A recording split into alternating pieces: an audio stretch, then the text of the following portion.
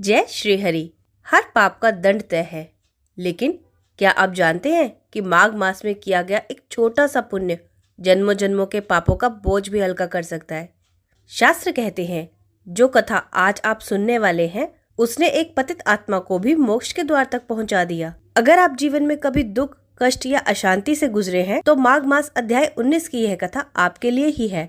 कथा को अंत तक अवश्य सुनिए। 18वें अध्याय में हमने जाना था कि 5 अप्सराएं कैसे एक ब्राह्मण के पुत्र पर मोहित हो गई थी। अभी वही हम कथा आगे कर रहे हैं। वह 5 कन्याएं इस प्रकार विलाप करती हुई बहुत देर तक प्रतीक्षा करके अपने घर लौटी। जब घर में आई तो माताओं ने कहा, इतना विलंब तुमने क्यों कर दिया?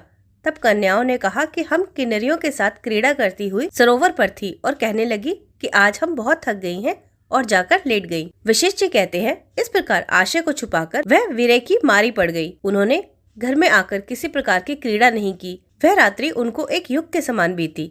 सूर्य नारायण के उदय होते ही वह अपने आप को जीवित मानती हुई माताओं की आज्ञा लेकर गौरी पूजन करने वह कन्याएं वहां पर जाने लगी। उसी समय ब्राह्मण भी स्नान करने के लिए सरोवर पर आया। उसके आने पर कन्याओं ने वाह किया, जैसे कमलिनी प्रातःकाल सूर्योदय को देखकर कहती है। उसको देखकर उनके नेत्र खुल गए और उस ब्रह्मचारी के पास चली गई।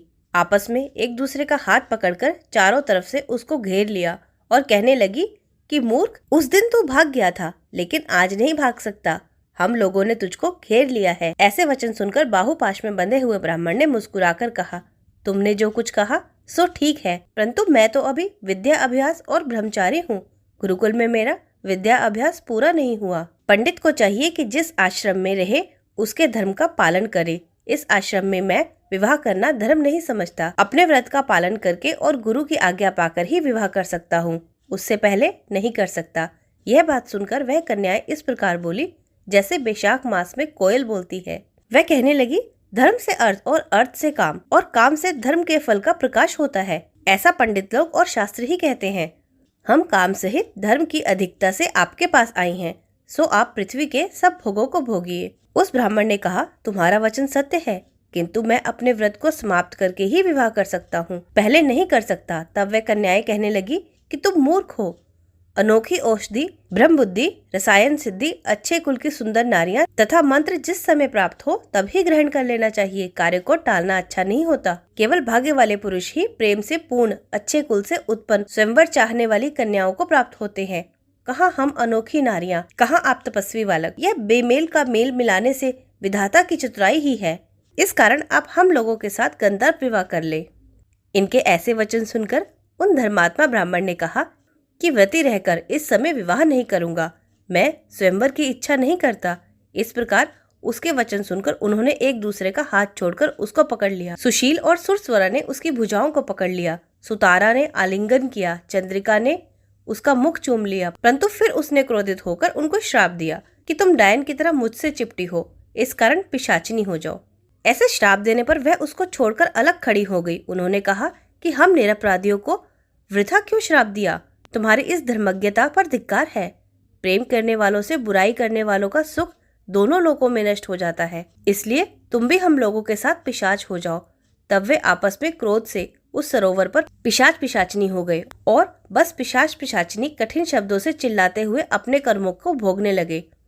वशिष्ठ जी कहने लगे, हे राजन, इस प्रकार वह पिशाच उस सरोवर के इधर उधर फिरते रहे। बहुत समय पश्चात मुनियों में श्रेष्ठ लोमश ऋषि पौष शुक्ल चतुर्दशी को उस अच्छोत सरोवर पर स्नान करने के लिए आए। जब क्षुधा से दुखी इन पिशाचों ने उनको देखा तो उनकी हत्या करने के लिए गोल बांधकर उनको चारों तरफ से घेर लिया। वेद निधि ब्राह्मण भी वहां पर आ गए और उन्होंने लोमश ऋषि को साष्टांग प्रणाम किया। वे पिशाच ऋषि के तेज के सामने ठहर ना सके और दूर जाकर खड़े हो गए। वेद निधि हाथ जोड़कर लोमश ऋषि से कहने लगे कि भाग्य से ही ऋषियों के दर्शन होते हैं। फिर उन्होंने गंधर्व कन्या और अपने पुत्र का परिचय देकर सब वृतांत सुनाया और कहा कि हे मुनिवर, यह सब श्राप से मोहित होकर आपके सन्मुख खड़े हैं। आज इन बालकों का निस्तार होगा, जैसे सूर्योदय से अंधकार का नाश हो जाता है। वशिष्ठ जी कहने लगे कि पुत्र के दुख से दुखी हुए वेद निधि ब्राह्मण के ऐसे वचन सुनकर लोमश ऋषि के नेत्रों में जल भर आया और वेद निधि कहने लगे कि मेरे प्रसाद से बालकों को शीघ्र स्मृति पैदा हो। मैं उनका धर्म कहता हूँ, जिससे इसका आपस का ज्ञान विलीन हो जाएगा। इति 19वां अध्याय संपूर्ण। आगे की कथा 20वें अध्याय में होगी, जो हम कल करेंगे। माघ मास हमें ये सिखाता है कि ईश्वर दंड नहीं देते, वह सुधरने का अवसर भी देते हैं। जो मन से पश्चाताप करता है और जो श्रद्धा से स्नान, दान और स्मरण करता है, का जीवन स्वयं बदलने लगता है। अगर ये कथा आपके हृदय को छू गई हो तो केवल सुनिए नहीं, इसे अपने जीवन में उतारिए और कमेंट में मुझे बताइए कि क्या आपने माघ मास स्नान शुरू कर दिया है।